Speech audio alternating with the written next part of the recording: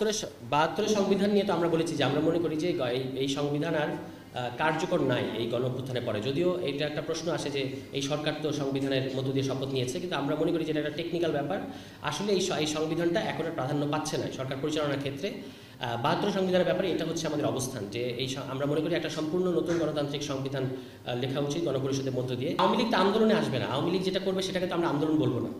গণতান্ত্রিক রাষ্ট্রে আন্দোলনের তো একটা সংজ্ঞা আছে যে আপনি বিভিন্ন দাবি দেওয়া, আমরা বলতে চাইছি বিভিন্ন যে দাবি দেওয়া যে কেন্দ্রিক যে আন্দোলন, একটা গণতান্ত্রিক রাষ্ট্রে আপনি বেতনের জন্য আন্দোলনে নামছেন, আপনি কোটার বিরুদ্ধে আন্দোলনে নামছেন, কিংবা অন্যান্য যে কোনো ইস্যু, একটা কোনো কালাকানুন বাতিলের আন্দোলনে নামছেন, এগুলোকে আমরা আন্দোলন মনে করি।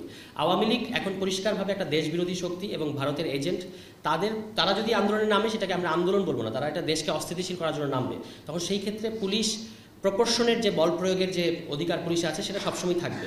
কিন্তু ওই শহীদের মার কথাটা খুব পরিষ্কার, এটা আমি আশা করি যে বোঝা যাচ্ছে যে কোনো লেজিটিমেট আন্দোলনে নামলে পুলিশ কখনো গুলি করতে পারবে না, এবং বল প্রয়োগ করারও একটা ধারণা আছে আপনি কখন গুলি করতে পারেন এবং কোথায়, শরীরের কোন অংশে গুলি করতে পারেন, এগুলো তো আন্তর্জাতিক স্ট্যান্ডার্ড আছে। কিন্তু আমাদের এখানে তো সেই স্ট্যান্ডার্ডগুলো মানা হয়নি।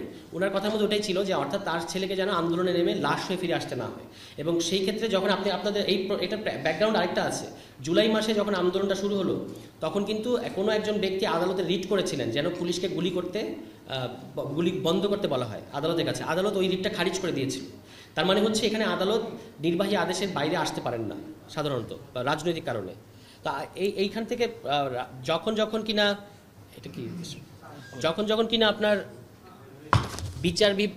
সংসদ মৌলিক অধিকার বিরোধী কোনো আইন করবে, সেক্ষেত্রে বিচার বিভাগ যেন জনগণের পক্ষে মৌলিক অধিকার রক্ষার ক্ষেত্রে ভূমিকা রাখতে পারে, আমরা তার কথার মধ্য দিয়ে শহীদের মার কথার মধ্যে থেকে সেই জিনিসটাই পেয়েছি। তো পুলিশের ব্যাপার, পুলিশের সংস্কার, আমরা তো বললাম যে আমরা এটা তাদের কাছে জানতে চাইবো যে পুলিশ সংস্কারের মতো একটা সবচেয়ে গুরুত্বপূর্ণ সংস্কার এই মুহূর্তে।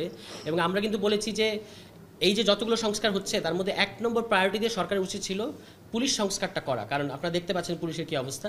তো পুলিশ সংস্কার কমিশনের রিপোর্টটা তো আমরা পাই নাই, এবং পুলিশ নাকি মনে করেছেন যে এটা তারাই আলোচনা করে নিতে পারবেন। এই সব বিষয়ে আমরা জানতে চাইবো কমিশনের কাছে, এবং ওটা তাদের ইয়েটা দেখার আগ পর্যন্ত আমরা এই বিষয়তে কিছু বলতে পারছি না। তারা বলেছেন যে ন্যূনতম প্রার্থী হওয়ার বয়স হচ্ছে 21 বছর। আমরা মনে করেছি যে ইট ইজ টু আর্লি, এটা 23 বছর হতে পারে, এবং সেক্ষেত্রে ভোট দেওয়ার বয়স সেটা আমরা মনে করেছি যে 16 বছর বয়স থেকে হতে পারে। এটার কারণ হচ্ছে এবারের আন্দোলনে, এটা আমরা আগামীকাল খুব জোর দিয়ে বলবো যে এবারের গণ অভ্যুত্থানে মূলত আপনারা বা সারা বিশ্বে এটাকে জেনজির অভ্যুত্থান হিসেবে বলা হচ্ছে। তো এই যে তারা এত বড় একটা স্টেট তাদের এবার গণ অভ্যুত্থানের মতো তৈরি হয়েছে, এর পরবর্তী যে বাংলাদেশ এবং আসন্ন যে নির্বাচন, এই নির্বাচনে তারা মতামত দিতে পারবে না শুধুমাত্র এই তাদের 18-র নিচে হওয়ার কারণে। এটা আমরা যৌক্তিক মনে করছি না। এই জন্য আমরা মনে করছি যে তাদের বয়স 16 বছর বয়স থেকে, এবং পৃথিবীর অনেকগুলো জায়গা আছে, লাতিন আমেরিকা, ইভেন অস্ট্রিয়াতেও এই বিধানটা আছে যে 16 বছর বয়স থেকে ভোটের বিধান বাংলাদেশে করার জন্য এটা আমরা প্রস্তাব করব কালকে। এই স্প্রেডশিটে যে সমস্ত বিষয় এসেছে আমরা মূলত সেই সমস্ত বিষয়ে আমাদের একমত দ্বিমতটা জানিয়েছি মূলত।